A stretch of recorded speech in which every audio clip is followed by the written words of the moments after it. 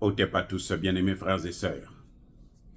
Les Américains sont en train d'installer des bases militaires au Ghana, au Bénin et en Côte d'Ivoire. Alors, vous savez, on a beau chasser hein, le naturel, il revient au galop. Les Américains, là, ils sont têtus. Tant qu'ils ne vont pas complètement tomber, là. En fait, les Américains ont vu qu'ils sont en chute libre. Ils sont en train de partir. Ils sont en train de... Alors, ils sont dans le déclin. Et ils veulent s'accrocher. Ils ne veulent... C'est ce qu'on appelle l'empire qui ne veut pas mourir. Voilà, c'est un empire qui ne veut pas mourir, qui n'accepte pas sa défaite.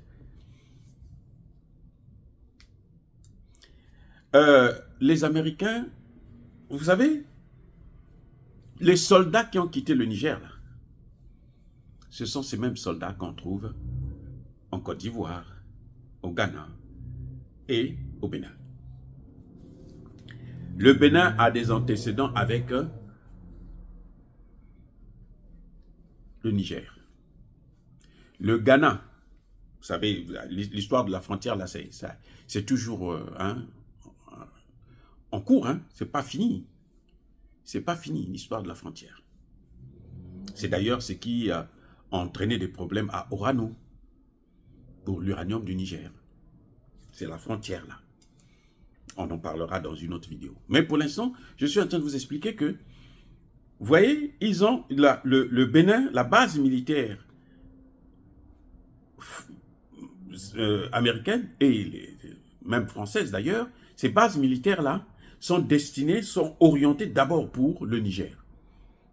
Le Ghana, bon, le Ghana s'est lui-même fait trahir. Hein. Le Ghana, aujourd'hui, on sait que il y a des terreaux qui sont tranquilles chez eux au Ghana. Et le gouvernement ghanéen le sait. Quand ils sont blessés au Burkina, ils fuient au Ghana pour être traités. Et puis, c'est là-bas qu'ils s'organisent, qu'ils ont des armes, ainsi de suite, pour revenir. Oui. Maintenant, la Côte d'Ivoire, eh ben, c'est le Mali. En quelque sorte, les États-Unis et l'Union européenne sont en train d'encercler l'AES. Parce que l'Algérie, ce que l'Algérie fait là, ce n'est pas elle seule. L'Algérie est avec les Français. Même si les Français, Emmanuel Macron, parce que bon, Emmanuel Macron est tellement bête que bon, il a trahi en quelque sorte. Hein, il a trahi. Et puis voilà maintenant que il y a ce qui se passe là. Donc, vous voyez, Emmanuel Macron, malgré la trahison, l'Algérie a toujours des contacts. Parce que l'Algérie était habituée à piller l'or et le pétrole malien et qu'ils vendaient aux Européens. Et en ce moment, ils en ont alors tellement besoin qu'ils sont prêts à tout. On ne parle pas du Sénégal parce que le Sénégal aussi, il y aura une base militaire américaine. Ils n'en parlent pas parce que le Sénégal est en train d'attendre des élections.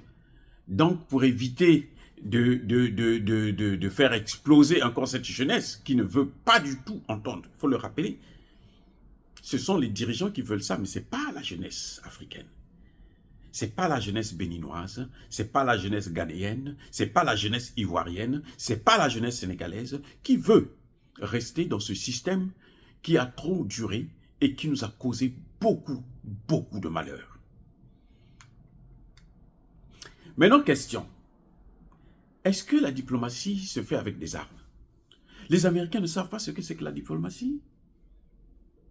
Vous savez, la diplomatie, c'est l'art de faire passer son message, hein, de convaincre l'autre sans utiliser la force. Voilà en fait le concept de diplomate. Mais en France, aux États-Unis, hein, en Angleterre, en Allemagne, il n'y a pas de diplomate. Ils n'ont pas de diplomate. Ils ont des va-t-en-guerre. Ils ont des bourreaux. Ils ont des criminels. Ils ont des bandits Ils ont des brigands. Et ça ne peut pas continuer comme ça. Les Américains sont en train de vouloir revenir au Tchad. Ils sont en train de tout faire. Ce sera la plus grosse erreur de Kaka Déby de les faire revenir. Ce sera la plus grosse erreur de Kaka Déby de continuer à garder la base militaire, les bases militaires françaises. Il y en a 9 au moins au Tchad. Tout ça, c'est pourquoi? C'est pour encercler l'AES. Ils ont tenté avec le Nigeria. Le Nigeria, pour l'instant, il y a une opposition forte parce que les députés nigériens ne veulent pas en entendre parler. Et là, ça freine un peu Tinubu. Mais sinon, ils sont prêts à mettre aussi une base militaire là-bas. Vous voyez, donc, ce que font les Américains, en fait, c'est la provocation. C'est le harcèlement politique. C'est un banditisme d'État. Les Américains ont plus de 750 bases militaires à l'étranger. Vous avez déjà vu un pays comme ça? Le problème que les Américains ne comprennent pas, ce n'est pas parce que c'est l'Afrique qu'ils peuvent se la couler douce, faire ce qu'ils veulent.